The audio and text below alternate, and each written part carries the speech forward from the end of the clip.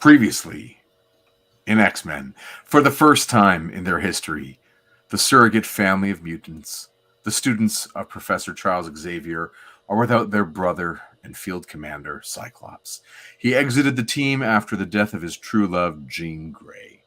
And with the universe saved from the threat of the Dark Phoenix and their other enemies' whereabouts unknown, the X-Men have a moment to catch their breath, renew their training, and tie up some old loose ends.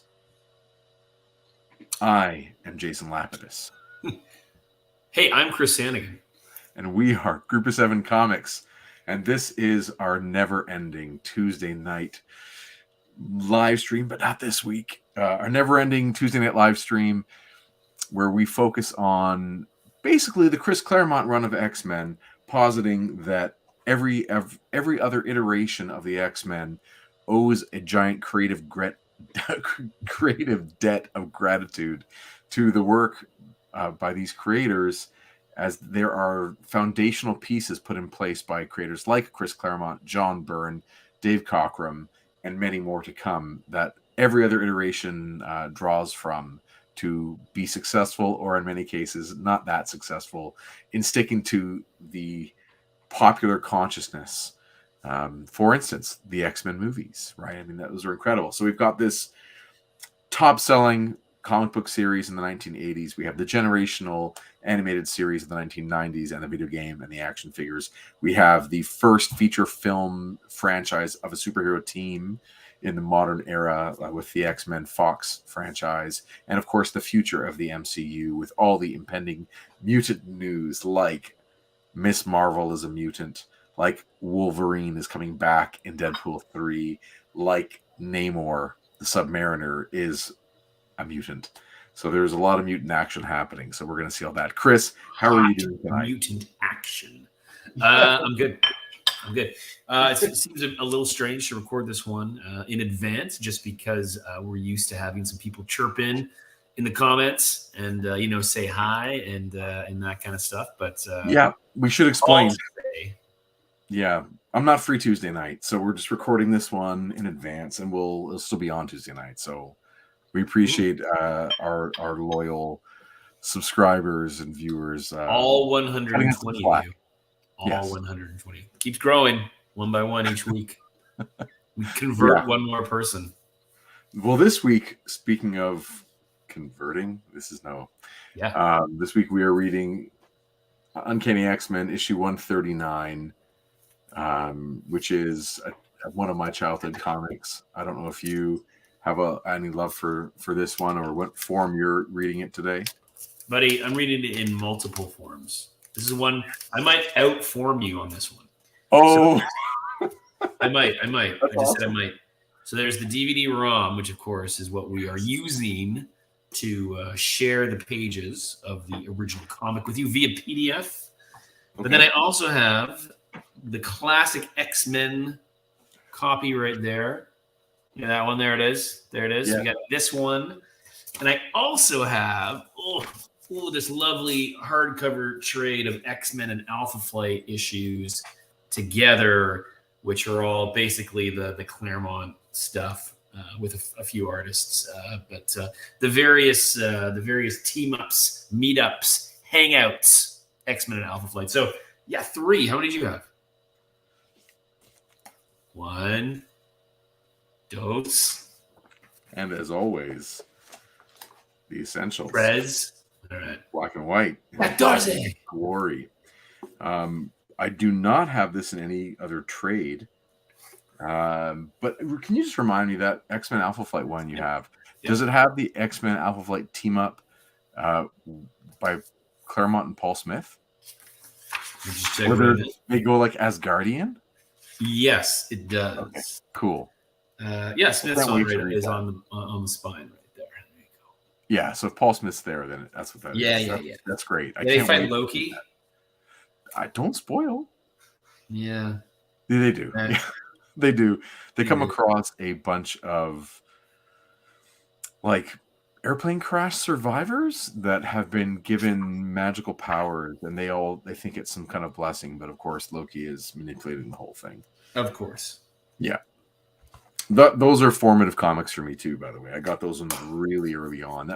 They might have been my first X-Men comics, might have been the X-Men Alpha Flight team up really early for me. But anyway. Yeah. Well, it's funny when I started again, you know, how normally we start every episode and I have not read the issue except for that night or the day before, so I can talk about it with you in the stream.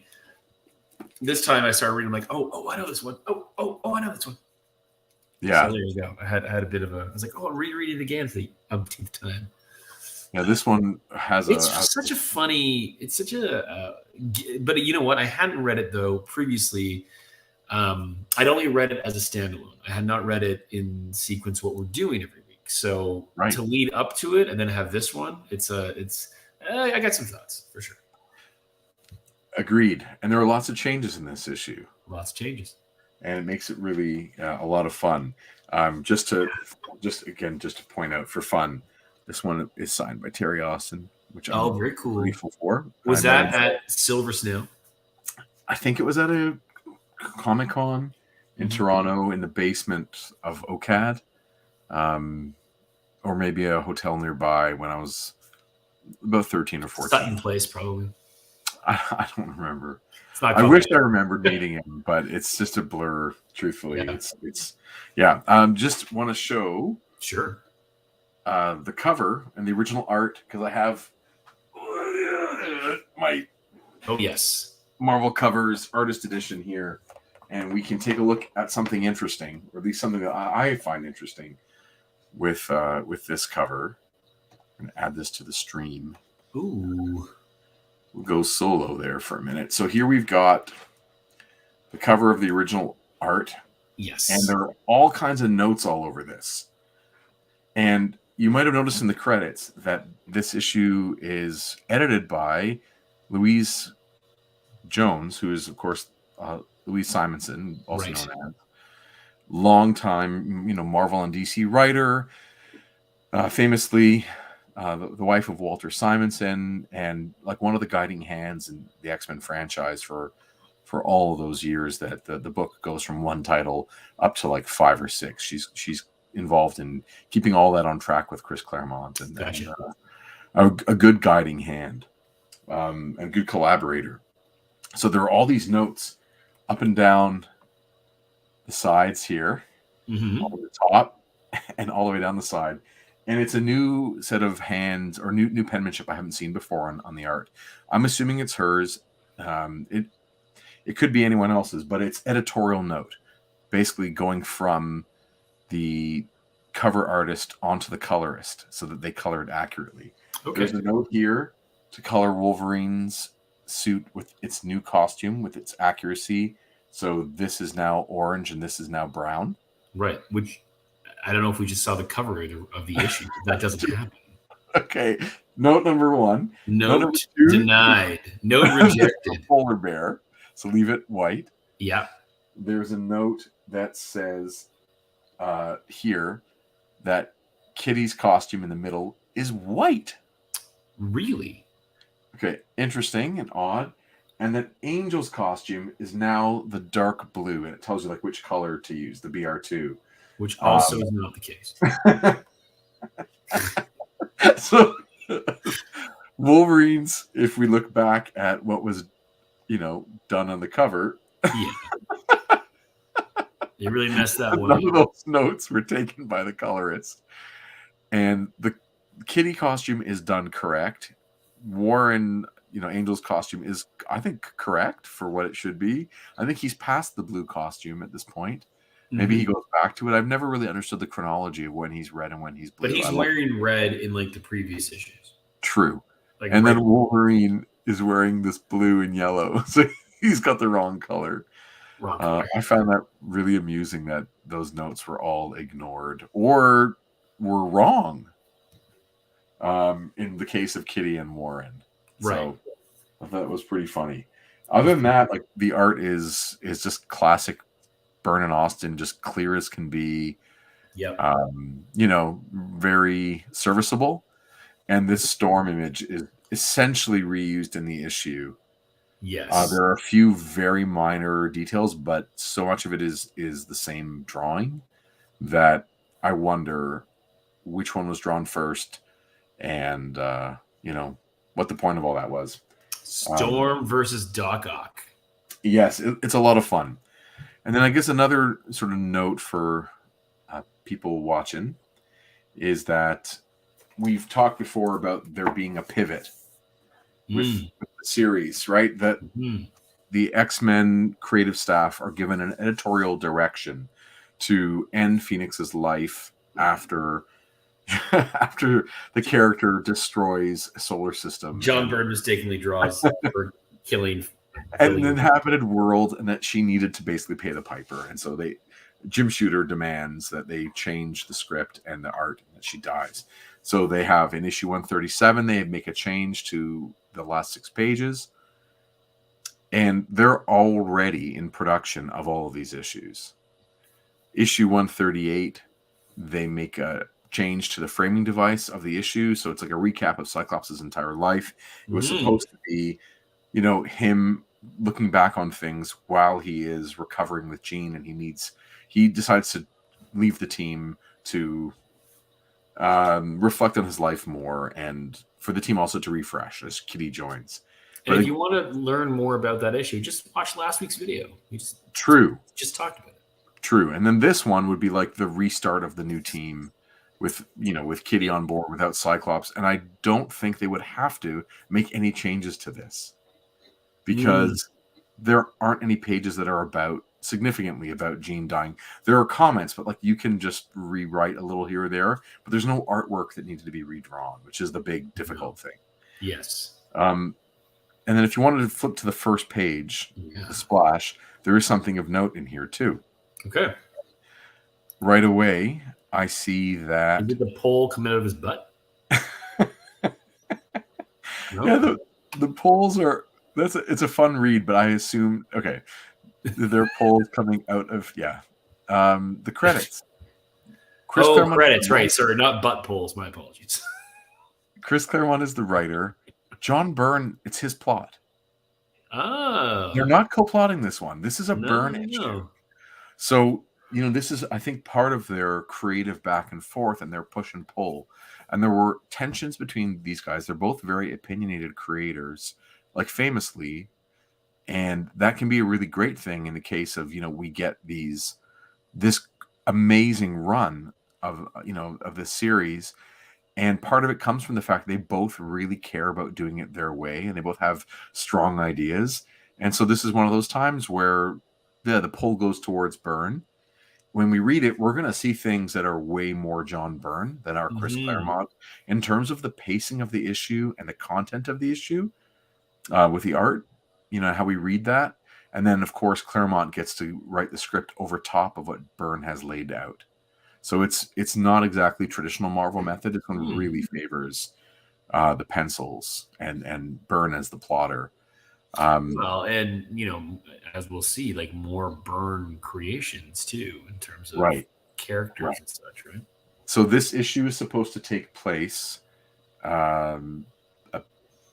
like months before, weeks before Alpha Flight #1. I'm just turning off my. That's what I assumed, having read this issue. Right. But of course, it actually occurs. No, do not end the broadcast. I'm just leaving there we go. Leave the broadcast. The issue occurs 3 years before. Right. Alpha Flight debuts 1983. Yeah. Okay. So there you go. Which is interesting again. And that, again, we'll talk about when we get to that part of the book, because I've got some questions. Yes. And I hope you have some context. And there are some errors in it too. Okay. I think I finished with that. Turn this light out. All right. That's very cool. All right, buddy. I'm going to switch the view so we get full on. Look out. Pole. Yeah, this is very cool. A lot of use of the ruler on this one. Yeah, look at that. Look at that ruler. Look at that ruler doing its thing. We see another example of like the John Byrne loving the Jack Kirby model for how to start an issue. Start with a splash and then follow it up with the double splash. Right. So it's pretty crazy. And of course, the Shakespeare reference here, which is very Claremont. Yes. This is from Macbeth. Right. Yes. Wicked This Way Comes. That's right. And a lot of you, I'm sure, watching this would think of it as it's a Harry Potter reference now too, isn't it? It is also Harry Potter. I believe it's Chamber of Secrets, Harry Potter. There's a song that the choir sings, don't they? I believe that's in Chamber of Secrets. Okay, there you go. Is that the second one? Is it the second one? Yes. I do not enjoy watching that one as much as some of the others. But anyway. Yeah, fair enough. All right, there we go, buddy. All right. So, which one? I mean, I can be. I usually do Angel. I don't know if you do, and we don't even need to read this page. Good point. Except for he says "Holy cats," which is I don't know. I mean, I can think of "Holy cats." I don't. That's the first I've heard that expression. Yes. Well, just opening my door here to let the dog in or out if he wants to. Sure. There you go. Anyway, you know, Claremont and Marvel are always looking for other ways to have like expletives without having to swear. Like the classic Luke Cage, Sweet Christmas, you know? But why Angel would say holy cats? Instead I almost, of you know, if he was a cat like, I don't know. Right. Bizarre. Here we go. I love those yellow gloves, by the way. Yeah, they look I love his costume. I'm a fan. Yes. To the world at large, Professor Xavier's School for Gifted Youngsters is a somewhat reclusive, very exclusive, well-respected private academy for budding young geniuses located in the upper middle-class suburban environs of New York's Westchester County. That is a long sentence. But to the students enrolled in Xavier's School, it is that and much, much more. I mean, would we consider Wolverine a young genius? I'm going to say yes. Yeah, okay, let's go for it. Sure. At this moment, I'm going to say yes because he's able to move off perspective. So that takes an amazing ability. I don't know how he holds that pose because that doesn't match the rest of the drawing at all. Does not. Okay. You see, they're all mutants, each possessing superpowers that set them apart from the rest of humanity. Together, they comprise the Uncanny X-Men. And here, in the school's huge, or as Americans would say, huge danger room, their mutant abilities, both as individuals and as a fighting team, are honed to a razor-keen edge. Oof. Angel! Be careful! You're heading straight for Nightcrawler. Huh? I'm sorry, my mechanical friend. For all your computerized strength and speed, you're still no match for the armored might of Colossus. It's no good, Storm. They're gonna collide. Now, Byrne is known in his pencils to grid out the entire page with like perspective lines. He would do a really good job of rendering this so that everything is really like in good perspective. I don't get what Wolverine's dodging, I guess. I guess. Although in the previous they were shooting up at him. Yeah. Well, maybe he got through them. He's like running to the side, but it just doesn't work right. Like everyone else looks so much that looks really good on the page. Yeah. Wolverine looks totally fucked. So, okay, and here we go with this splash and the introduction of Wolverine's new costume. So if you are a kid and you pick this comic up and then, whoa, what the hell's going on with Wolverine's costume? Yes. So what's going on with Wolverine's costume? That's my question to you. What's going on? John Byrne wanted a new costume for Wolverine. Just to, like, that's like this color scheme, it's all from that, just wanting a new thing?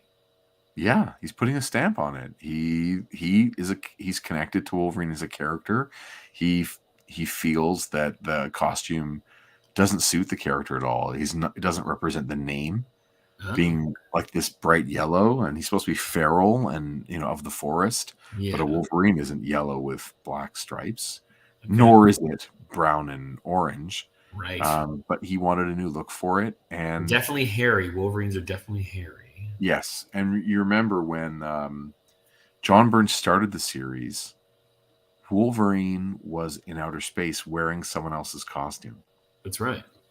And originally they were going to keep him in that costume, and there was some sort of controversy at that point about they were going to leave him in the brown and tan, brown and orange. Was the character's name Cougar? Fang. Cougar is on the Super Legionnaires or something. So the Legion of Superheroes? Yeah, what are the future kids in space? What are they called? Okay, the Legion of Superheroes. So the Legion of Superheroes and the Imperial Guard are the same thing.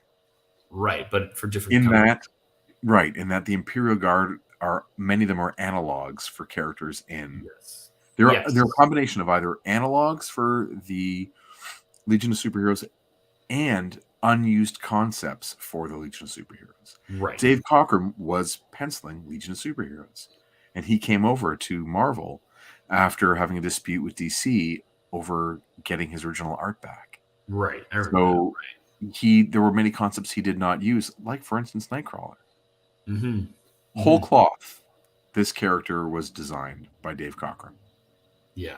Storm is like an amalgam of a couple different ones. But yeah, these were kind of some designs that were going to be used in Legion.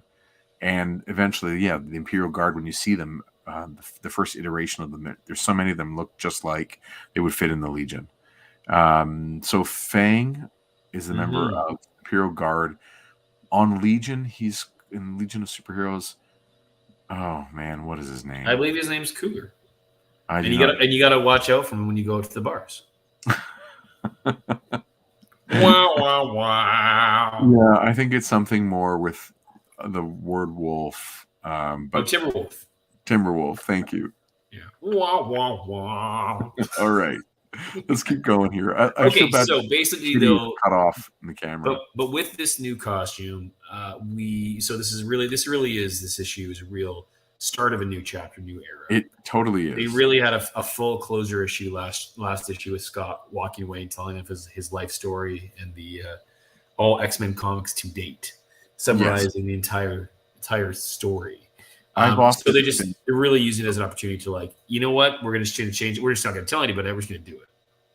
Right. Well, it's not. I mean, changing a costume he's still a secondary character that's just everyone loves. Right. He doesn't have his own series yet. You know, he's not on Lunchboxes. He's not on an animated series. Although he has appeared in Spider-Man and His Amazing Friends, or will shortly. Within about a year of this, he appears in the other costume, by the way. Because this is the Wolverine that I remembered as a kid. Me too. In the 80s. Yeah. And then when I saw, because I was unaware of the origin or previous costumes, and so when I came across the X-Men animated in the early 90s, and he was back to the yellow and blue, I was like, what? Because I just didn't realize it was a thing. I thought this was his only costume. Right. Yeah. So I first saw the character wearing this costume as well, the Secret Wars toy. This costume. And then in issues of Alpha Flight where they showed flashback stuff, they would have him wearing the other. Or in the Marvel Saga, I saw him in the other. And I knew that he had more than one. I was a kid that was interested in costume iterations. So I knew about it, but this was like my stealthy Wolverine was this guy. Right. And when, Jim Lee brings the other one back, it suits Jim Lee's art, the other one. That series, that version of X-Men is so bombastic. They're massive superheroes with the brightest of colors. And he really brought back the yellow and blue as these core pieces of that team, or those teams, because there were multiple teams operating. And it suited what he was doing. So, I get it. But this still feels like this is one of the issues that's the most 80s Wolverine, or like seminal Wolverine voices for me.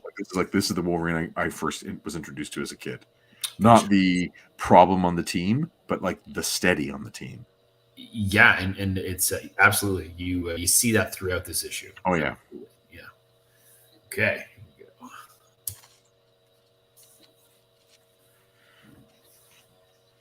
And I've always liked like the kind of black boots as opposed to the yellow boots. I think these are kind of neat on Kitty, by the way. On Kitty? Yeah. Yeah, they could. I'm not sure I'm a fan of the headgear, like the way But hey, whatever. It's just that original suit. And there's like that debate about, whether the suits are blue and they're just like dark blue, or are they black? And do you highlight it with white or with screen tone, or do you highlight it with blue? And obviously Byrne goes a specific way. And I love the idea of getting as many primary colors on a superhero costume as you can. So I like them when they're blue, personally, from a design point of view. But these look cool. It's of the time. Overseeing the mayhem is the team's founder and mentor, Professor Charles Xavier, and its youngest member, Kitty Pryde. This is the first time she's seen the Danger Room in operation. She's suitably impressed. Oof! I was afraid of this. That's not the right voice, but are you doing Xavier, or do you want me to do Xavier? No, you do Xavier. I have to remember what his voice was from the animated series. Oh man, it's in my head, but I can never replicate it. I'm getting it. I was afraid of this. Angel is badly out of training, and his lack of skills are endangering his fellow X-Men. Oh no! Nightcrawler, I knocked him right off his trapeze, right towards that fire pit. He isn't teleporting to safety. I must have stunned him. He's too far away. I'll never reach him in time. Professor, shut down the Danger Room, now! Don't get yourself in an uproar, Blondie. The situation, to coin a phrase, is well in hand. My hands, as a matter of fact. Watch. With unbelievable speed, Wolverine lashes out with the retractable claws that extrude from the backs of his hands. The miracle metal slashes through the room's omnium steel wall like it was made of paper. And, in less time than it takes to tell, happy landings, misfit. Don't say I did you any favors. Don't say I never did you any favors. What hit me? Where am I? I love like he holds that metal sheet there long enough, like he can cook Nightcrawler.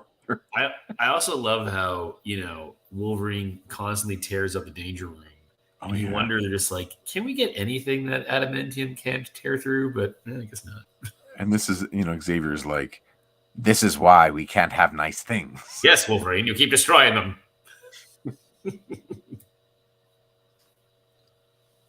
With a bamf of imploding air, a startled Nightcrawler. It's funny how it's hyphenated. Yeah, it is. Like he's not always, it's supposed to be one word. But anyway, a startled Nightcrawler teleports and, yow!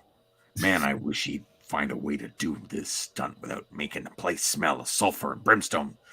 Shoot! At that moment, on the far side of the room, Nightcrawler, where did you come from? It's too late. I cannot stop my judo throw. What? Colossus? Ach, no! Have no fear, Storm is here.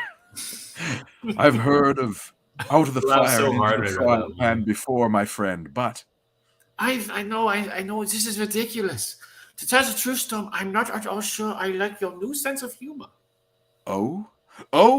And here's that repeat image from the cover with it's a little bit more detail. But like I said before, it is like you can compare specific points and there are some differences. Yes. But it really is essentially the same drawing. That's economic. I mean, okay. I mean, yeah. Why not? Fine. Yeah. All good. It's a great drawing, by the way. It is a great drawing. Yeah. She's awesome. She's awesome. And don't worry, because she's here. That's a great. Have no fear. Colossus, catch Nightcrawler. Sorry to drop you like this, Kurt. But I'll have a better chance of dealing with these tentacles if I don't have to split my concentration between them and you. I have him, Storm. I will even be gentle. I'm not the only one developing a strange sense of humor. After all we've been through lately, I wonder if I should even be surprised. That's something to think. What? Oh, there's a period. Is there a period in yours too? Yeah. Looks like it. That's something to think. That's something to think about. After I've gotten myself out of this trap, I'll use my elemental powers to create an instant mini thunder shower. There we are. Now I'm gonna pretend to criticize the editor here. Like the color errors. Now this like period that's there for no reason. There's another big error coming up too. Like any editor should have caught this, but moving on. It's amazing how she created an indoor thunder shower and yet didn't get naked in this issue. That should short circuit the trap's control and power circuits, and in a matter of seconds, set me free. Well done, Aurora. Thank you, Peter.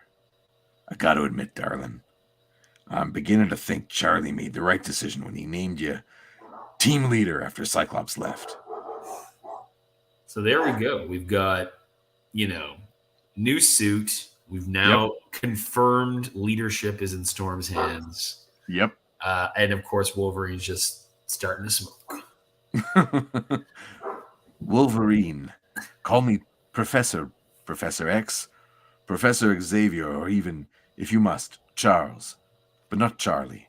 Is that understood? Sure, Chuck. and then the anger cloud. Yeah, he's Right, swearing. The swearing. It's wonderful. Yeah, I love that. Is it safe to come in now? I know what you're going to say, Professor. My dumb moves nearly got Nightcrawler badly hurt. Or worse. I'm sorry. It won't happen again. And this is coming from the guy who's been a superhero since he was like 16 or 15. Right. And he was dumb on the moon, if you remember, in 137, I think. They've definitely, in the thing that we've seen him in this run. Yes. And when he's since been reintroduced, he's like dumb California blonde. Right? They call him Blondie. Wolverine does. Yes, they do. And he makes a lot of stupid. He's like a Malibu Beach Boy. Yeah, he's not very effective as a team member, which I think is like a good strategy for some very lighthearted growth. Mm-hmm. Mm-hmm. Excuse the barking. Someone's probably walking by my house, and he's my dog. Oh man! Last night I think someone just closed a door outside, a car door, and oh yeah, I know.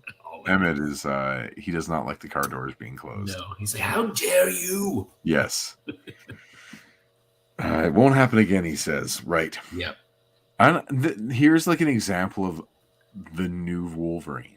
Yes. This is not the Wolverine that's always butting heads with Cyclops, in issue 105. Like, this is a different man. So he says, that he won't make any more mistakes. He's, it won't happen again. Sure it will, Flyboy.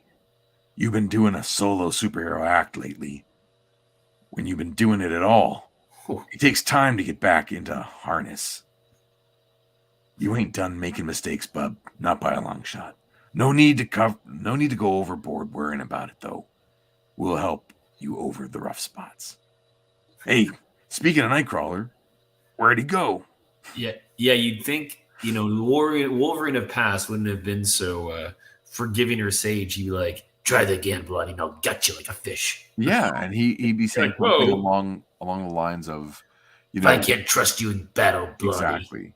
And you make mistakes, it costs us our lives. Mm-hmm. But he's like, "Nah, we got your back. You're new to this group. We've been through hell and back, and we support each other," which is again like a real different version of this character. Yes. He's a much healthier role model or leader on the team in this absolutely. Yeah. Absolutely.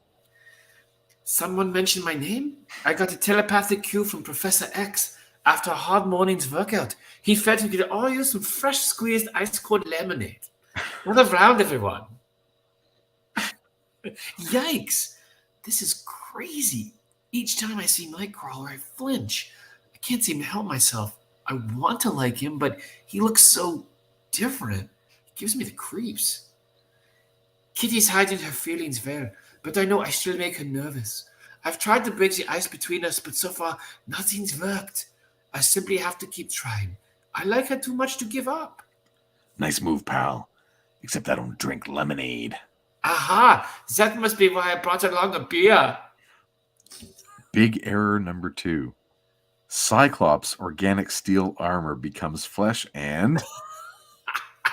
Come on. Misnaming a character? Come on. Now, we've all said the word Cyclops instead of Colossus and Colossus instead of Cyclops. Yes. But, Yeah, it's pretty ridiculous. But anyway. What is matter, Kitty? You look so serious. Oh, I don't know. It's this danger room. You could have been hurt in here, Peter. I could be hurt in here. I guess I'm scared of it, of what might happen. A healthy, altogether sensible reaction, Kitty. I have been surprised and concerned if you weren't scared. But you won't be turned loose in here until you're ready, until I'm certain you can cope with anything the danger room throws at you. You have much to learn, young lady. Gee, and I figured the life of a superhero would be all fun and games. Did you? Is that what you thought? If only it were. As an X-Men, Kitty, you'll need a code name to protect your true identity. What do you think of Ariel? Yuck! No offense, Professor. Do I have to take it? I mean, it's okay, but it doesn't really send me. Well, yeah, I guess. That's what the cool kids said in 1980. Well, now, little one, we certainly wouldn't want to give you a name you don't like. Let's see. What about Sprite? Yeah, but I better not hear any cracks about people pulling my tab. Millennial note. Yeah. And Gen Z note. Pop cans had a tab on them. Kids, when you went to the store. There was a thing called the store. It's like Amazon, but you have to go there in person. You went to the corner store to buy your pop can. Ouch. X-Men, I propose a toast to our newest member, Sprite. I hope you will be happy with us, Kitty. I pray you will not be hurt, as we have been hurt. And yet, I feel that sooner or later, you will. Wolverine, I've been meaning to ask you, why is the new costume? Why not? Move on. Everyone wants to know this answer. Just why not? That is so good. Yeah, it is great. Before the plot takes off, I just want to note, like, this is, I think, what Claremont really excels. One of many things he excels at, besides his ability to turn a phrase and, you know, create long-winded sentences that are well written, just long. The dynamic between all the characters is now established again. He like kind of reset and then reasserted what everyone means to each other. Right. You know, we know how Kitty feels about most of the members of the team and her role.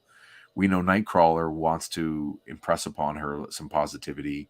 We know Storm's in a new role and she's growing as a person with her new sense of humor. We know Wolverine is now a like steady on the team and a bit of a mentor. You know, like everyone's got these, and we know Warren is the like lifelong superhero who's rusty. Yes. So every character has like room to develop in new directions. And like character development is the thing that you could argue Claremont really brings to team superhero books. He's like the, you know, the first person to take an original franchise and really make it his own. You know, like other people leave their mark on it, but the first few iterations of X-Men, those first 100 issues, don't leave a mark on the X-Men franchise as profoundly as Claremont's run does. And like these characters and these directions they go, they're really, you know, they're his and Cockrum's and Burns and everyone else gets a hand in there too, including Wheezy or Louise Simonson, Louise Jones. But it's so neat to see him at work. Like just, we've got this many pages and we've already figured out who everyone is and what they're going to be doing and their dynamic with each other. Really neat. Anyway. That third panel with that face of Professor X looks like he's selling that lemonade drink. And I drink one of these every day. I find this to be like, instead of it being goon focused and like extra character focused where everyone gets a name, this issue is very drink focused. It is very, you're right. It is very drink focused. We've already had a lemonade and a beer and there's more coming.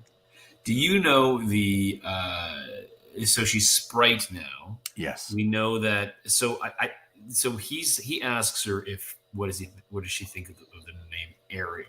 Yes. Does that come back? Yes. Okay. All right. So Ariel's there. Sprite's there. obviously, Kitty Pryde, Shadow Cat are ones we have not encountered yet. We're just at the beginning. Yeah, well, Kitty Pryde is just her real name, right? Right. But it seems that she's one of those characters that, because she's had a few iterations of her name, like she's not bound by her superhero name the way that, like, Peter Parker is only Spider-Man, and Kurt Wagner is only Nightcrawler. She is multiple characters or multiple aliases. So Kitty Pryde seems to be the way a lot of people refer to her because it's the constant. Yeah. Okay. Yeah. Which I think is another reason that Jean Grey on the animated series was called Jean Grey. Jean Grey. She wasn't called Marvel Girl or Phoenix. Right. Yeah. Right. It's because, her identity is more established with her real name as opposed to the aliases. Anyway. Yeah. So, Professor, you got a minute? I've been thinking about my hassles with the government back home in Canada. You know, I was part of their secret service till I resigned to join the X-Men. Trouble is, they refused to accept my resignation. For all I know, they may even have a warrant out for my arrest. If this isn't cleared up one way or another, they'll be hassling the X-Men from now till doomsday. It's my mess. I figure I went home to straighten it out. I agree, Wolverine. Such a move on your part is long overdue, but I'm not sure you should go alone. Don't trust me, eh? Can't say I blame you. Want to play chaperone misfit? Keep me out of trouble?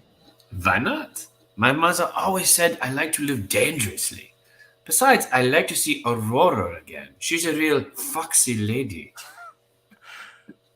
This issue, as we go forward, again, so new chapter, new team member. Let's not, let's move forward. Let's really move forward. Yeah. And so far, they're really playing Nightcrawler like clownish.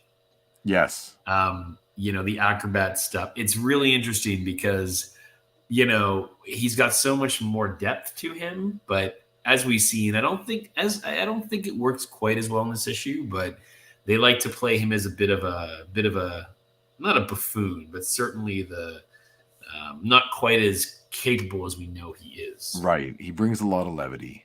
Yeah, for sure. I don't remember what I was going to say. I was just going to mention something with that panel. Do you mind going back? Oh, yeah, sure. So, you know how the word balloons, when they hit up against the border of a panel, sometimes you leave the panel intact. And in this last one, that top left corner, top and the bottom. And the bottom right. They remove those lines. And it looks really good. And I know that when, you and I have been making comics now for a few years, and I was really unsure as to when to do this and when not to do it. Like, when does it work? When doesn't it work? If you go also to the previous page that's here in the view, we can see that Wolverine says a lot, and in the bottom word balloon, oh yeah, you're right, it's broken the border, and it works. Like it's sort of like, depending on how much size there is and if there are going to be other lines nearby or who knows what, it can work really well, but they're not being consistent because, like, Kitty Pryde's, I don't know, it's this danger room, like that one could have been one you take away. Yeah, you wonder when it's used and when it's not. And I know that I really struggled with that before, and I would love it if there was a hard and fast rule, because that's part of the way my brain thinks when making these choices. But it might just be that, like, you just kind of go with whatever works. You just go with some variety, and that might be enough. And I guess the last comment I have is just about this page as a 2-page spread. This is like just classic Marvel, in that we get sometimes where it's that purple or lavender background, we get that soft green background, that kind of neutral green, a navy blue, a bright blue, like, and then the maybe 25% cyan in the bottom right. Just that variety, and it just adds to the overall page because there's no green. Like, they're all cool colors in the backgrounds, but the characters have the yellows and the reds. Like, they bring in the hot colors, so we get the backgrounds are all the cool colors. Do you know what I mean? Gotcha. Yeah. And we get the full gamut of the full crayon box is kind of being used when it comes to color choices, and by having the backgrounds, those cool greens and purples and blues, it really helps those characters pop out front, and it just looks, I think it looks great. It doesn't matter what the danger room is. We're just going to color it based on what the characters aren't. Mm-hmm. Anyway, neat. Yeah, I like it. I like it. That right there. I like it. I like it. Scott Chandler. That's right. The Foxy Lady Aurora. I'll make the necessary travel arrangements. In the meantime, I have one more surprise for Sprite. Really? That's great. I think. Wait, what is it? Go with Storm. She'll show you. And so, a bit later that day, in the nearby town of Salem Center. I've rarely seen you so happy, kitten. I love dancing, Aurora. Up till now, I was afraid that being an X-Man might mean having to give it up. I'm so glad I don't have to. Look, there's the address Professor X gave us. This is the only entrance, but the door won't open. It isn't locked. Something must be blocking on the other side. No problem, I'll clear it. I was busy looking. Thanks for reading that. I was busy looking at the things in the background. Yeah, I want to know what I can get to eat. I'm kind of what kind of meats you got hanging in that deli? What's going on over there? Yeah, well, there's some what kind salami. of salads you got going on that deli? Come on. I don't know if you can see in your copy. I can see in mine pretty clearly. There's like $1.31 a pound for salami. Oh, there's some serious pickle jars. Ooh, okay. And I'm into it. I love a good kosher dill. We all know that. Yeah, and there's the Book Nook. But Den's Deli might be like Denny O'Neil. Like they might be just having fun with that. Sure. I don't know. Even though he doesn't play a role in the series, it could just be, Austin or Byrne just kind of poking around. Anyway. And there was some other stuff coming up that I really like about this too, but we'll get there. All right, but be careful. You bet. It's my neck, remember? I'm not about to get it chopped off at my tender age. The coast is clear. Keep me covered, Roro. I'll be right back. I love what these, this middle-aged guy and John Byrne, like what he imagines she'd be wearing, like his being in touch with a 13 or 14-year-old, and she's gonna wear a leather jacket with tassels, and they're down. They're down with the fashion of the new teens. Sure. She concentrates. And by the way, I love how this narrator caption overlaps outside of the panel. Yeah, I like that as a look. Like it to me, it's graphically nice when they move like that. Anyway, feeling increasingly familiar buzz of energy at the base of her skull. That's an interesting way to explain what it must be like. Yeah. And with an ease that thrills and excites her more than almost anything she's ever known, Kitty Pryde phases through the door. Made it. And it didn't take hardly any effort at all. Boy, what a mess. Whoever takes care of this building ought to be ashamed of himself. I'll have it tidied up in a jiffy. Wow, she's cleaning up things up. Okay. Yeah. Hi there. Miss me? Terribly. Aw, I bet you say that to all the X-Men. I'm a certified genius, My peers are in the 9th grade, and I'm taking college-level courses. Academically, we don't fit.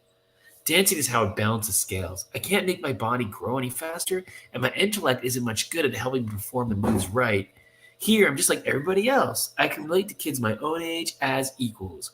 Boy, it's nice to be able to do that. Incredible. Kitty reasons as calmly, as sensibly as Professor X. Yet for all of that, she is still a child, struggling to hold on to her childhood. I, too, faced such a conflict in Cairo. After my parents were killed, I had to grow up very quickly, perhaps too quickly. Now I remember Aurora the goddess and Aurora the girl thief, but not Aurora the child. I will do whatever I can to help Kitty win her battle, to live as normal a life as possible. Well, kitten, we've arrived. I don't believe this. I'm so nervous. Afternoon, folks. You're right on time. I'm Stevie Hunter. Welcome to my studio.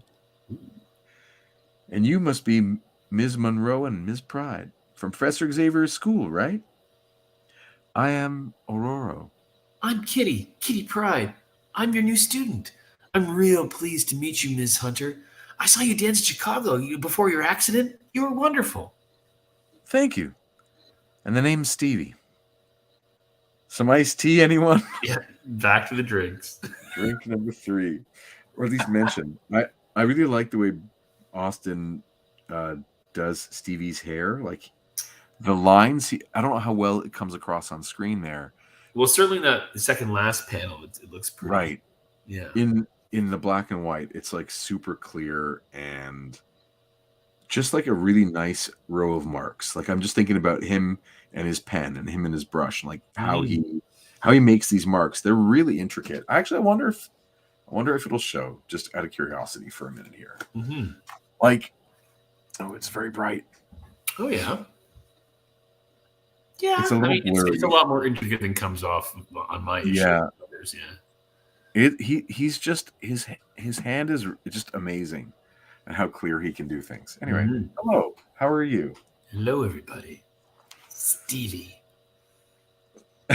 I wanted there to be, she's like, before your accident. She's like, yes, the accident. Like, I don't know. And then I guess a comment is about Kitty's little talk about her being a genius. You read it fun. Like that was a good way to read it for you and I.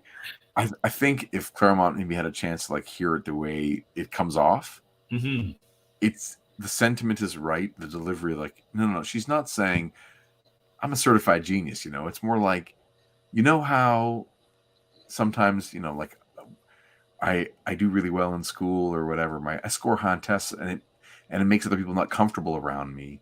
And I find school, like easier. Like I'm not relating to other people my own age sometimes through school. So I need these other outlets to really help me connect. Like that's what she's going for. And it comes off quite snooty. All right. So iced tea, anyone. Now with that, an effervescent, enthusiastic Kitty and surprisingly a slightly wary Storm get to know Kitty's new dance teacher over a pot of iced herbal tea. Ooh. Emphasis on the herbal. Yes. In quotes. It's not really in quotes. There's a lot of preamble here. Do you want me to read all of it? Like, do you want to go through it? Basically, it's we get Ottawa. Yeah, we're in Ottawa, and we're getting to get reacquainted with the character of James MacDonald Hudson, who's going to show up soon. But more importantly, here is Heather McNeil Hudson, his wife. That's right. Does it actually name her that? I'm just looking I believe so. Well, maybe it's on the next page. Just name her Heather. Okay, Heather Hudson. Yeah, she's an executive secretary for Yukon Oil. Right. And we have never met her before. And this is a very significant character. This is her first appearance. And she goes on to be, of course, the heart and soul of Alpha Flight when that series takes off in a few years, especially after the spoilers, the death of her husband. And she eventually wears a variation of his battlesuit and becomes Vindicator. And yeah, she was a big time superhero. And from this point, like her growth arc reminds me of, and I'm not trying to compare too much, but just in the sense of characters like Ahsoka Tano, where you get them coming into a series one way and you're with them through a huge change. Right. So the woman we get to know Heather as in 10 years is very different than who she is now. As opposed to, Robin, who starts out as a kid superhero and we know him as an adult kid superhero, or Peter, who's only a non-superhero for half an issue. We wait years before Heather becomes a superhero. It's like a really big sweeping arc. So this is like a significant character thing to have her here. And they're in a new house in Ottawa, new job, struggling as always. As always. She's a perfect, really good Marvel archetype in that she's an every person. Right. And struggles with character flaws and regular life problems. And things do not come easy for her or for those around her. So she's coming home after the grocery store and she notices the front door is open and she distinctly remembers locking that door. Just go to the next she one. spots that feel free to flip whenever you want. The burglars. Oh, whoa! Look at that. See, there you got some Fat Albert. That's some Bill Cosby action right there, buddy. There you go. The Drac Pack. Right. I do not remember the Drac Pack. No. I mean, Tom and Jerry's still going down. But the Tarzan Lone Ranger Adventure Hour imprinted on me pretty good. That I really liked. Okay. I was into that. Anyway. And, she's goes to pick up a, broom to fight off whoever might be there. See the rotary phone on the table? What's a rotary phone, Jason? Can you explain? Well, my friend, people used to have to spin in circles while they were on the phone. So you'd hold your iPhone and you would rotate. And it was called the rotary phone. It was the only way that you could create enough centrifugal force to get a strong cell service. Makes sense to me. Thank you. No trouble. You're welcome. And, of course, she hears a burp in the kitchen and... Was? All right, whoever you are, don't move or... You! Hiya, sexy. How you been? Jesus, Wolverine. And he's drinking all the bats. Yeah. Is that what it says? I can't read from here. It does. It says Labatt's. This is drink reference number 5, actually. Drinking Labatt's, smoking is whatever it is. Yeah, his, like, Clint Eastwood cigar kind of... Yeah. And, and Nightcrawler's drinking a classic Coke. bottle of pop. Yeah. Yeah. Oh, it's colored? Or no, it's just black and white. It's black and white in the colored version. Yeah, but let's assume it's Coke. Yeah, that's pretty good. Hi, is sexy. How you been? Wolverine! Logan! Oh, it's so good to see you. It's been so long. You louse. I nearly died of fright just now. Serves you right. I never tell you you're beautiful when you're angry. You did often. That is... Wolverine, she called you Logan? Yup. Is that your name? Yup. You never told us. You never asked. So I love, so now I've had two shutdowns. Like, your new costume. Yup. Your name. It's really funny. It's either that was what they discussed or like Claremont just isn't interested in writing more. No, he's like, I don't care. Right. Like, I'm not going to write you a backstory. Byrne is like making me do this. Yeah. I don't care. I don't love this character at the moment, but obviously he does grow to write one of the best Wolverine stuff. Your friend is one of the X-Men, right? Jamie told me about them after you had that scrap in Calgary. X-Men 120 and 121. This is Night Creeper? Nightcrawler. Take a bow, pal, and make nice with the lady. Till I met you clowns. She and Mac were the only true friends I ever had. Enchanté, madame. With friends like you, I can't imagine where Wolverine developed his delightful personality. I love Wolverine like this, by the way. Yeah. I love how he's glib on the important things, but he's like flirting and he's having a laugh and he's sentimental and he's warm. Till I met you clowns. And I like that he's busting balls with the X-Men. Like, why not tease them? It's great. And this Nightcrawler pose is one of the most quintessential Nightcrawler-ish body language pieces that I've ever seen out of Byrne.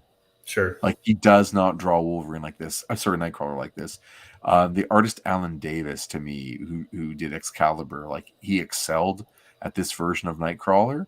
But to see him do it here, like, I just think it's awesome. Him taking a stage. This is like the swashbuckler, all those pieces, and his athletic body type, and it's just great. Really cool. Can it, Fuzzy, or else? Logan, you're not here to fight Mac again, are you? I came to make peace, Heather, if I can. Good. We three have been apart too long. He's in the North Country, Hudson Bay. There's serious trouble up there, something so dangerous that the minister called in Department H an Alpha Flight. Now, I want to just put a thought out to you, and Hmm. I'm not sure why Byrne like enables this so much, but you get the sense that maybe with everything Alpha Flight related and Canada related, they're just trying to come up with stories that are distinctly not urban American. So they're just defaulting to wilderness Canada, like not urban Canada, or like the only thing that makes Canada unique is the wilderness. So that's why all the stories take place there. Right. Well, that's certainly like I mean, as a trope, even within our own, pop culture here, Yeah, in terms of like the wilderness, being the definitive kind of locale for Canadian stories. yeah, Also, again, I mean, suggesting that there's nobody up there, but there are people up there. It's just, they're not, it's not an urban population. But I wonder, that was going to be the thing I brought up was that, like, so we know in 3 years, Alpha Flight debuts as a comic book. yeah. But the fact that, and, we know Alpha Flight is Byrne's creation, right? That's true. Hmm. Okay. So I was just kind of, I mean, it feels like we're going to go back to Canada. It's kind of like if you're reading this, I mean, it really is like it feels now that of everything we know, it feels that Byrne is really trying to universe Spin-off. create here and be like, Yes. I'm gonna, this is setting up something, I'll have an idea down the line that I really want to flesh out these characters so I can go back and incorporate them. But you were mentioning to me too that for the longest time, or for at least for a decent amount of time, Alpha Flight is a top selling comic book. Yeah, the number one issue was a great selling book, and it was a really widely read book. I think it was also like a newsstand one. Okay. So, and we're getting into that era soon where, um, stuff that is direct market is not as easy to come by because kids don't know about comic book stores yet. It's not part of Mhm. the Mhm. the cultural identity of comics. It's like these isolated stores. Mhm. Everything is about like the 7-Eleven and the grocery store and Becker's and all that kind of stuff. Mhm. So Alpha Flight was a newsstand series, and so everyone was seeing it. Um, it even gets so interesting that later on in the decade, like Detective Comics, not every newsstand orders, but Batman, every newsstand orders. Right. You know what I mean? Or Sure. classic X-Men is not on every newsstand, but X-Men is. Mhm. So sometimes things just get different circulation and more exposure. So Alpha Flight was pretty well known for its first couple of years, and of course, once Byrne leaves, it's already trailed off by then. He already lost interest anyway. Right. And he's Um, he's the first 28 issues or 28, 30 it's issues. exactly Is 28 that right? issues. Yeah, 28. bang on, man. But I think he's Because kind of done after 12. I think he's emotionally like not right. ready to do it. But it's clear that he is very invested in this creation at this point because again, like we're just gonna, we've tangled a couple of times at Alpha Flight already and Yeah, Vindicator. There's already 3 issues or whatever it is, and now we're gonna go back again to these same characters. It's like, well, right. you're really clearly drawing the line between X-Men and Alpha Flight. Yes. As sort of this partnership. I also wonder how much of it has to do with how many years into his career he is. So a lot of younger creators, they put all their heart and soul into the series that they're working on, and they put Mm, on all these original characters. And then after a few years, they realize they're not getting paid anymore for their characters. So whether you use Sentinels again or create a new thing, you get paid the same amount, and then right. Marvel gets to keep using your character, and it's not your character anymore. There's no royalty for your character. But if you make it into a series, then you get the opportunity to, let's say in Byrne's case, write and pencil. So you're Hmm. getting 2 more rates, and then maybe you're able to negotiate some kind of, creative overseer. Like they can't use, like maybe someone consults you if they ever use the characters in another place, but he doesn't own Guardian, right? Or Vindicator. Like he doesn't get to really own any of these Right. characters. So um, I wonder if like you lose interest after a while because you're slamming your head against the wall to keep it fresh, but you don't get paid any more or less, no matter how much of yourself you put in or don't put Right. in. Yeah. So I wonder if this is like this is 5 years into his career, kind of John Byrne. as opposed to 10 years in, where we're going to see him when he leaves Alpha Flight. Does that make sense? Mm-hmm. Yeah, for sure. Yeah, and he just like at that point, he's like, I'm just gonna draw. I'm gonna leave for DC to do Superman in '86. I'm gonna reboot that franchise because I'm getting a shit ton of money to do it. Yeah, right, exactly. But no more creating characters for these guys, and they realize, of course, all of them need to go, to Image or to Dark Horse and get creator-owned rights, right, at some point.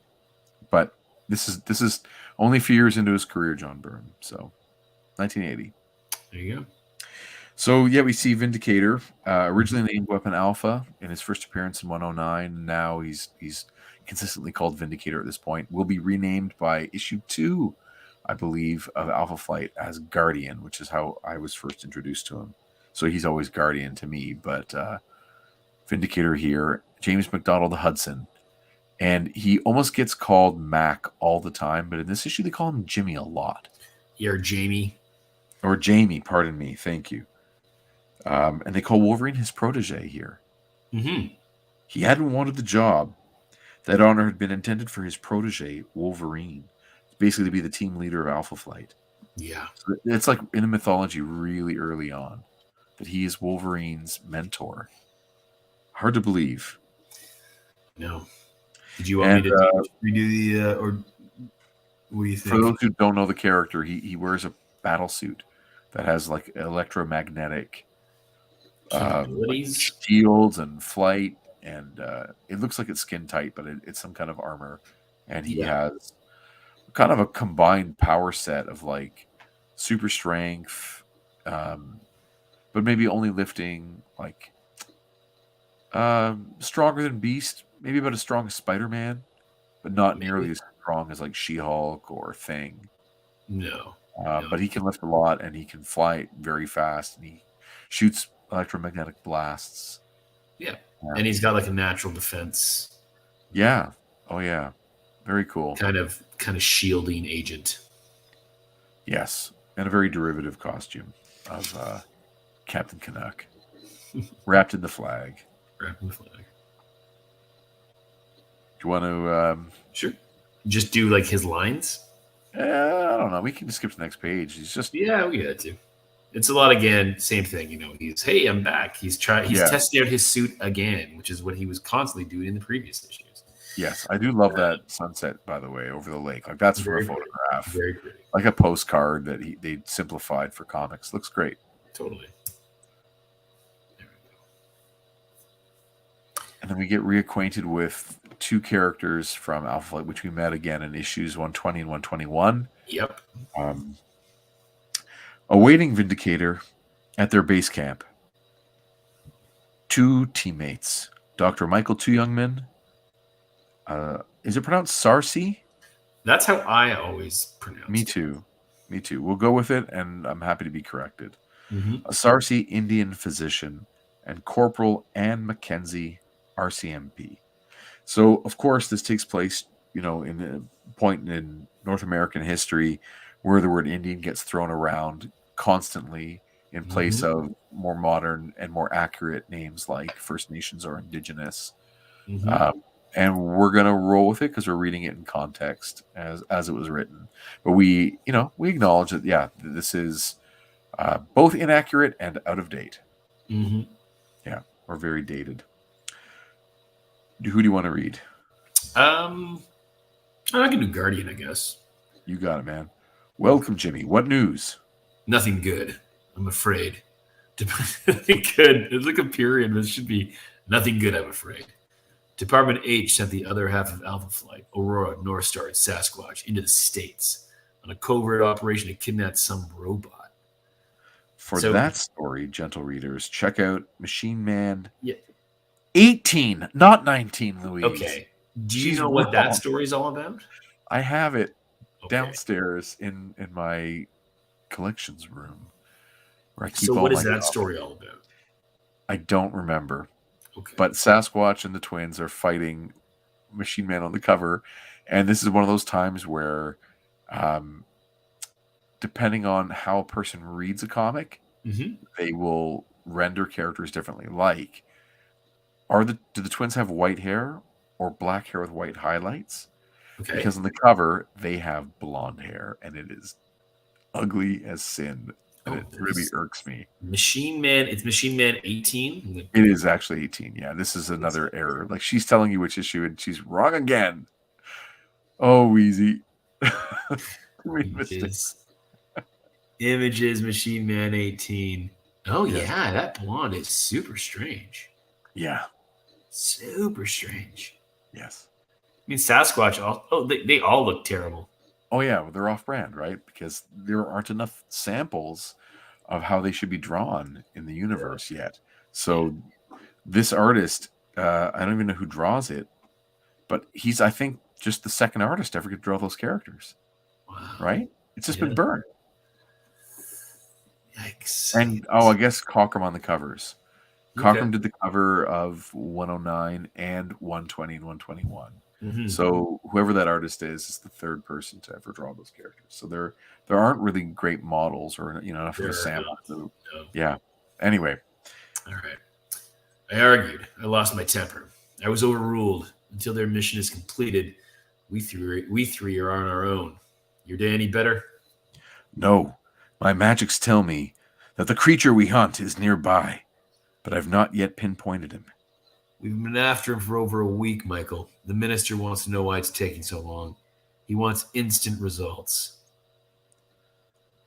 So why doesn't he come up here and work himself?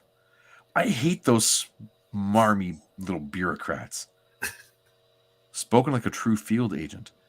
I'll do my best, Jimmy. You know that. But unless we get lucky, it'll take time. I love how they're like at a cottage in the wilderness is like their base camp. Cabin. You know. Yeah, they're going to play Monopoly later. It's going to be good. Yeah. A game of Scrabble by the fire, you know. Like, this is how they operate. They don't have any high-tech stuff. There's no Blackbird in like the basement of the They're no danger room. I know. Just in a cabin, looking at maps, hoping to find some monster. This thing. Exactly. And the portrayal, of course, of Anne Mackenzie, Snowbird, is completely inconsistent with where she goes. She hates those smarmy little bureaucrats. Like, she doesn't stay that character for very long. No. I've scoured the forest for miles around from the air without spotting a sign of him. How can anything so big disappear so completely? Silly as it sounds, that's a heck of a big forest out there. Thanks, Anne. Anne's right. And more to the point, our prey doesn't want to be found for the moment. Don't underestimate him, my friends. He's strong, unbelievably cunning, almost impossible to kill. Eh? Jimmy, my mystical arms. Intruders! So they do call him Jimmy and Jamie. And all of it. Yeah. I really like this, how he like bangs his forearms together. Yeah, I guess. Transform? Yeah. That did not stay. No. As part of the character. No. Yeah, and if you like joke around, it's sort of like there's so much noise that Vindicator's like covering his ears because he's annoyed. Ow! Yeah. Yeah. These transform. That's cool. It is kind of neat. It is kind of neat. Yeah, this is keep going with Snowbird, outside. Find our visitors, but keep a low profile. I want no unnecessary trouble. And when I say low profile, I mean don't turn into a bear coming into the cabin. This better not end up on social media. After what we've seen here, Jim, I hope it's the creature we're after. I like to see how impressive he is against someone who can fight back. Don't fret, boss. I'll be careful. Be seeing you guys. I really like Snowbird's aggression. Like, she's also aggressive in the earlier issues where we first meet her. Yeah. She wants to scrap. She constantly wants to scrap. Yeah. And I kind of dig it. Okay. You know, where we've got like Storm as a female character who is a more thoughtful in the sense where she's perhaps finding different avenues. I know it's a small data set, but so far Snowbird just wants to constantly transform and kick ass. Like, we were also talking to Scott before about Vindicator's face and like how much black you can put on it and Oh, sure. defy like the laws of lighting.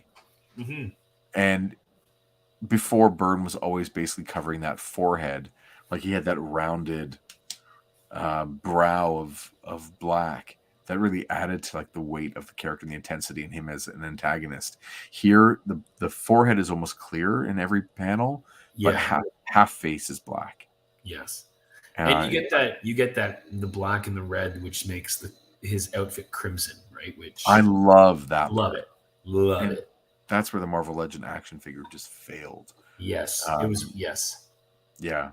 Anyway, he's really light. Yeah. I shouldn't worry. Snowbird can handle herself in a scrap. She's proved that more than once. I'm still concerned. She seems to take on the mental characteristics of the animals she metamorphoses into. If she should ever lose control, if the beast part of her should ever take over. Hey, Mac. If all this fuss is on our account... What? Don't bother. Wolverine, I pray you know what you're doing. Be cool, pal. Wolverine, Nightcrawler. What are the X-Men doing here? I haven't the foggiest, Shaman. But if it's to settle old scores, I'll find us ready for them. I love how also Wolverine announces his entrance constantly by leaning in doorways. He's always just arms crossed, cigarette in his mouth. Hey, I'm here. It's good. Shame on you, Jamie. Is this any way to treat the prodigal son?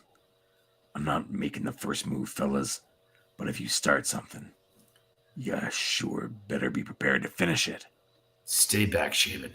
In these close quarters, you're no match for Wolverine's adamantium claws. Let my battlesuit's force field handle them. Wolverine, stop this at once. We came here to talk, not fight, remember? Don't tell me, partner. Tell them. Crawler's right, Mac. I wouldn't mind a good scrap, but this ain't the time for it. I'm willing to abide by a truce. Besides, my eyes have turned yellow and I'm having trouble seeing. That's right. That's just the background, right? They didn't. The yellow plate covered the whole thing. Yeah. It should be Nightcrawler's eyes that are yellow. It should be. Yeah, you're right. And not Wolverine's. Yeah. Thank heaven! Yikes! I've never before or since seen a panel like this of Nightcrawler. It is so funny. It's just the cartooning, right? It is. You're just playing with some cartoon shorthand of like when a character is startled, their hair goes up on end. Totally. We have never seen this. It's very comedic and out of character for these creators to do that, and for the character to be portrayed this way. I love it. It always made me giggle as a kid, and I had a good time with it today too. Did I startle you, X-Man? Oh, I'm so terribly sorry. I really am. Oh, my heart. Oh, my. Do you mind? Get off of me, will ya? Before these bozos laugh themselves to death. Only if it's safe. Relax, Nightcrawler. You have nothing to fear from Alpha Flight, at least. Danke. How does she do that? You embarrassed him, Mac. Usually Nightcrawler's the scarer, not the scaree. You said we have nothing to fear from Alpha Flight. That implies there's something loose in these parts that we should fear. Heather told me there was trouble. There is. Big trouble. Fill our guests in on the gory details, Shane. The gory details. Do you want to hear all this? I mean, What? We can, I don't know. I mean, go ahead. We can give them the short version, which is there's a monster, dudes. There's a monster, and it's killed a Mountie and taken his wife and baby, and it almost got his son, and the son was found by the Canadian, another RCMP unit, which is why Department H was called in to figure this out. Yeah, and they have a plaster cast of the foot. Yeah, they plaster cast of the foot. Which is just such like Bigfoot hunting kind of stuff, which is odd. It's also funny that the group that is assembled here, right? No Sasquatch, Yeah. No Colossus. Yeah. Right? Everyone is lower powered. Yeah. Although, like, Snowbird is incredibly powerful, just not used to her full extent. Shaman is incredibly powerful, not used to his full extent. But they don't have a muscle guy versus a muscle guy. Right. The Right. brute. Yeah. So I just love that they have this plaster cast and they're like passing it around, taking a look. And Wolverine, of course, recognizes that this is a creature he's tangled with before in his first appearance in Marvel Comics. And, Hulk 180 and 181, where Hulk fights Wendigo. Right. And that's we get to see Wolverine's original suit with the whiskers. Yep. And I love it for what it is. And the shorter kind of ear type. Shorter ears, and it's just great and of its time, right? Designed by John Romita Sr., who was art director at Marvel, and originally rendered in the issues by Herb Trimp or Trimpy. There you go. Basically Wolverine is there introduced to deal with Hulk and Wendigo. And Wendigo's going toe to toe with Hulk. Yeah, he's huge. Yeah, huge. And Byrne is redrawing some panels from that issue, like almost verbatim. But anyway, yeah, Wendigo. There you go. Look at that page that you've got there. How off kilter it is. It printed way off. The scanning was a bit off there. I think the scan is probably accurate. I just think that it was printed badly. Yeah. Oh, good. Yeah. Looks like Wolverine ends up by jump kicking Wendigo off a cliff. I like the idea that Wolverine has some additional strength. Like, he shouldn't be able to knock if he does a flying drop kick at anyone. It's just he would bounce off. Exactly. I do also like that if you freaks want to tangle with someone, he just joins the fight. How about taking me on? Have you watched? And we haven't talked about this yet. Have you ever watched the Marvel animated Hulk versus Wolverine? No, I don't think I have. Oh, if you have 10 minutes or 20 minutes, just to watch their fight on YouTube, I'll send you the link when we're done. Okay. There is, I wish I had the year off the top of my head, probably 10 years ago. Yeah. There was a few. There was they made a Hulk versus Thor and That's a Hulk right. versus Wolverine. That's right. And the Hulk versus Wolverine one is basically this loosely put together where, Hulk is in Canada and they send in Wolverine to figure out what's going on. And he's following a trail of destruction. Right. And while, he tangles with Hulk, and then eventually the Weapon X program, as it is, later, retconned, that it's Deadpool and Sabretooth and Omega Red and all those sort of characters that were, added later. They go in and capture Wolverine again, and it then goes out of control from there, which is cool. It's fun to watch Hulk. To watch Hulk. I just spilled some stuff here. To watch all those characters go at it in animation it's not for kids. It's pretty wild. But check that out for sure. The first fight between Wolverine and Hulk is great, and Wolverine's in a version of this costume, and it's very cool. Oh, anyway. That's cool. Check it out. Yeah. All right. You do that. Oh, I'll do that. You want to check something out? Try checking out something with me. So if you want to flip, it continues the recap there, but the fight in Wendigo. And, more fighting and more fighting and more fighting. And then it ends with them being defeated and Wolverine feeling like it's his first failure. Yeah. And that brings it back. I think he says his first and only, by the way. Right. It's pretty humble, that Wolverine. Yes. And I'm going to start reading again. All right. I was out of Canada a lot after that, doing my James Bond number. I never got another chance to go after either Hulk or Wendigo. There's just me and the Misfit here, Mac. But if you want our help against Wendigo, it's yours for the asking. Truth to tell, it's yours whether you want it or not. Well, since you put it that way, Logan, how can I refuse? And he's leaning again, right? He's like this. Yeah. The body language of these two characters is really well done. Oh, yeah. This Wendigo sounds like a formidable foe. Perhaps I should radio Herr Professor and ask him to send us the rest of the X-Men. Let it be, Kurt. This caper isn't just personal. Sorry, it isn't just business. It is personal. It's personal between me and Wendigo and me and Mac. And me and There's a Heather. lot of- And me and Snowbird. And me and it just keeps going. There's a lot of grief between us, pal. Maybe this is the time, the place, the chance to get rid of it. Meanwhile, we need our gear. I'll get it. And then off comes that kind of helmet he wears. And Yeah. great drawings of his face. Like, Mhm. he's not a good-looking dude. No. He looks awesome. No. That last panel, I mean, we'll read it, but particularly is quite good. Yeah. Oh, Nightcrawler vanished. How does he do that?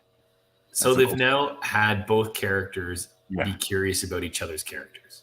Yes, which is like an easy way into them having some kind of relationship, Exactly. friendship or otherwise. Exactly. It's great, just those little things, you know. It's cute. It's cute. Characters being curious about each other. Mhm. You know, if I remember right, Wendigo's preference is supposed to be for fresh meat, fresh killed meat. If that holds true, Eileen Parnell and her baby might still be alive. I might be able to track their scent. We've tried just about everything else. Face it, Jamie. If anyone on Earth has a prayer of finding him and bringing him back whole, it's me. I'm really looking forward to it. Okay. Looks like he actually is saying something really, really morbid, like, Yeah. I'm really looking forward to eating them alive myself. Right. Exactly. Yeah. It doesn't match the. Yeah. Exactly. It's that low brow. Rachel Yeah. Gould gets drawn in a similar way, like with Yes. where there's no space between the white of the eye and the top of the eyebrow. It's all just black shadow, and then under the eyes too. Yeah, it's good. And that widow's peak, Yeah. it's just so ridiculous in how far down it comes. Mm-hmm. But anyway, But it came I down. It used to come digress. down further. I mean, in the Conqueror, Yeah. it came down. There was- really far. one Cockrum drawing where it was like just ridiculous. It was almost between His his nose. eyebrows. Yeah. And then, I mean, there's a whole Predator bunch of vision. Nightcrawler here. Yeah, What's there's that? so much. Yeah. Like Predator Vision. And I wondering love the how much Predator of this- vision. That's cool. Oh, totally. It's great. Yeah. I'm wondering how much of this is added in because here's the parts about Jean dying. And like this particular panel Oh, is yeah. unwieldy with how much we're supposed to read. It could have been much less originally. I don't know. But anyway, Yeah. Wherever Jean's soul is, he prays that it is at peace. yeah. Wow. That's that. Time now to get Wolverine to help me look inside. What's that? Is someone? Oh, no. Help. Where do you go? Awesome. Just friggin' Banff all around him.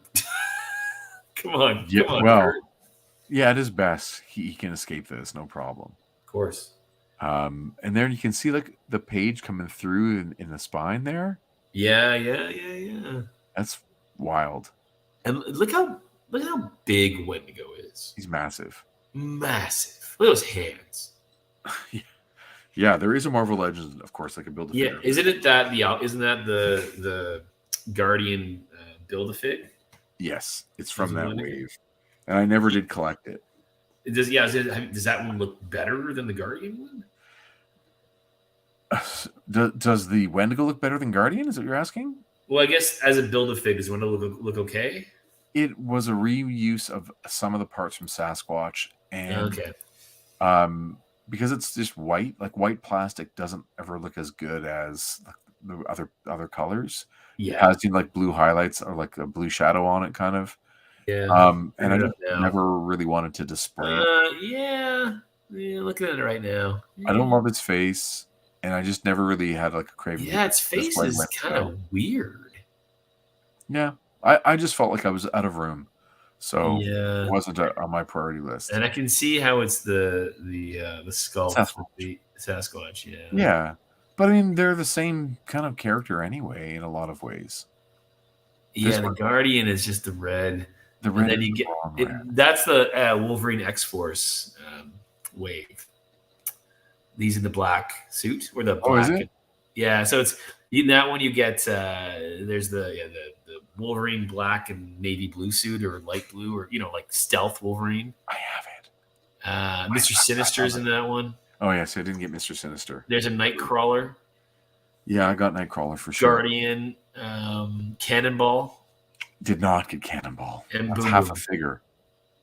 Yeah, and Boom. It comes with no legs. Yeah, no, it's just exactly. An embarrassment.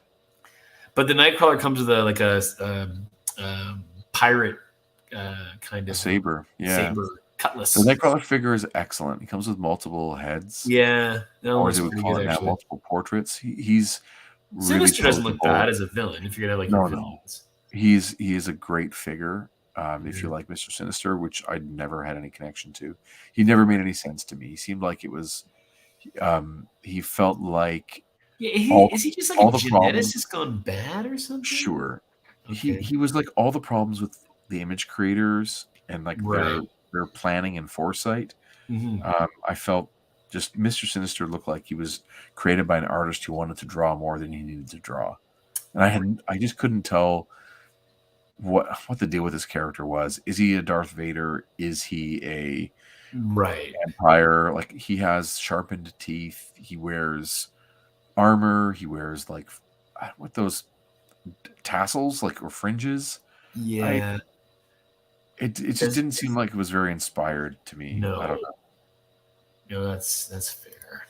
A lot of kids loved him, and I imagine both of our friends, David and Jason, probably love Mr. Sinister. Sure. And I'm not making fun of them. I'm just glad that they love stuff that I don't love, and I find that's often the dynamic. Yeah. But it's an age thing where just I was already aging out of X-Men when he was coming along anyway. So anyway, there you go. Wendigo. Next issue is Rage. Rage. Yeah. Don't you steal my sleepy bags? Bottom there. And I'm assuming you've read ahead because you yes sir. Exciting indeed. Yes. So that brings us back to Yumi and the book. You like this issue? What's that? You like this issue? Well, it's funny because again, now I have a little more. Having gone through the previous issues, it is such an attempt at a clean slate when it comes to the Cyclops Jean Grey era, formerly over. They're the danger and they're training again. Oh, that's nice. No, look how bright that color is. It's the paper is better paper, so it doesn't absorb it, and it's gaudy. Yeah. Sorry, but I'm just saying, so you're gonna start X-Men off on almost like you're starting. It's almost as if it's in the hands of a new creative team. It's not, but it feels that way, right? Fresh start, new volume, whatever. And then it's they start it, and you've got a little bit of Kitty, and it's like off to Canada again, and kind of like, wow, they're really pushing these Canadian characters or these heroes here. Like, I mean, and then I think were they just well received at the time? Does anyone care? Or was just Byrne being like, I really want to explore this because it's going to be my thing in a couple of years? No, people were into it. They really loved them as characters. It was a big deal. They were like fan favorites. Okay. Enough so that Shooter wanted there to be a spin-off book. This is, by the way, the first issue of Classic X-Men where they've abandoned the backup feature. Right. It's not in there. That's right. And no longer does it have a frontispiece. It's now every issue is going to have Fabio. It's now just Fabio. Kids, this is what a Fabio looks like. We know who the model is. Like, he's such an icon. Of course. That's so funny. We got hit by that bird on that roller coaster.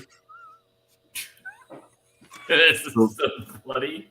No back cover. Like, it's just a regular comic now. And I think this might be my last issue that I had collected because it no longer had that right. It's now just a reprint, straight reprint.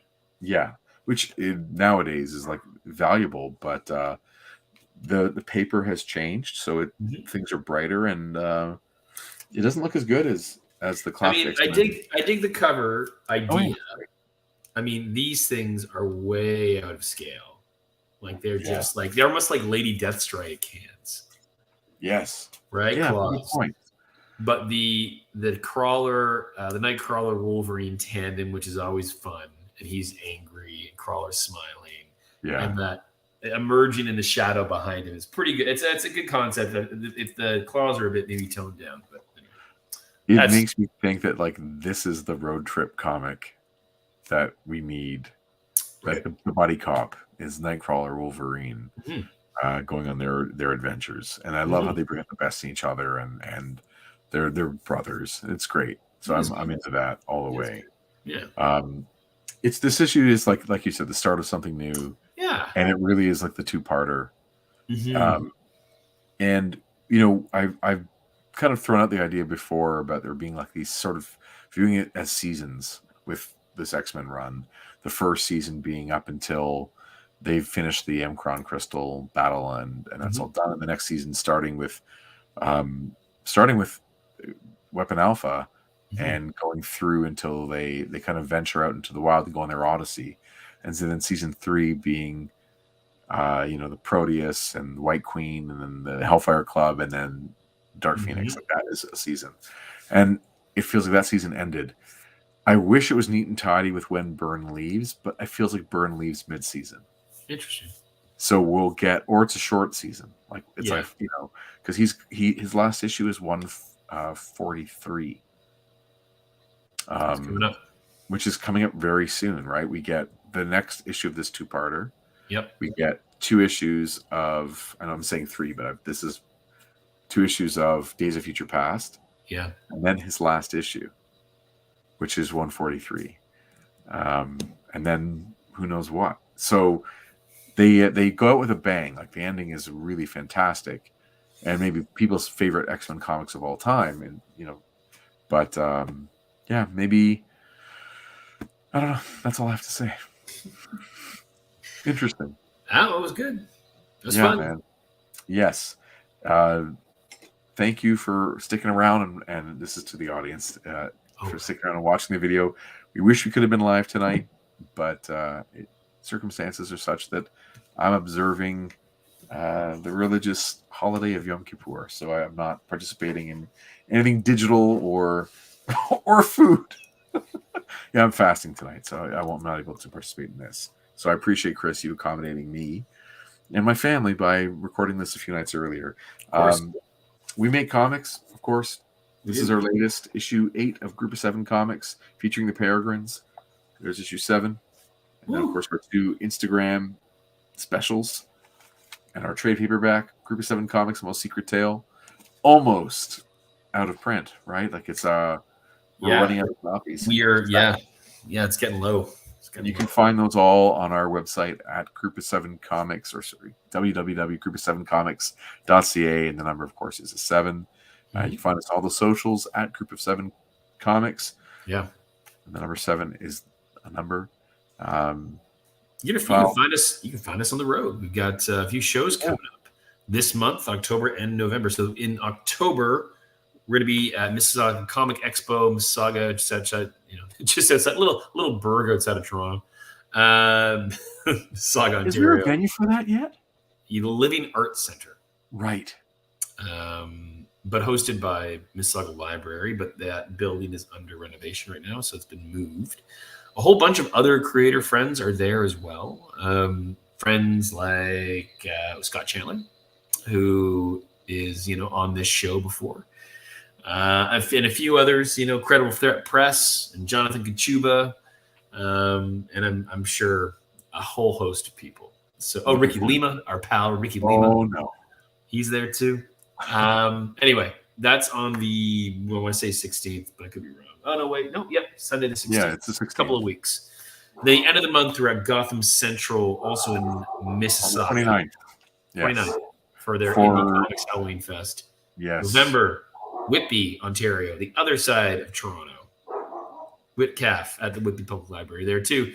So we're around. So if you're in those towns or you need a reason to visit those cities, go do it and come see us.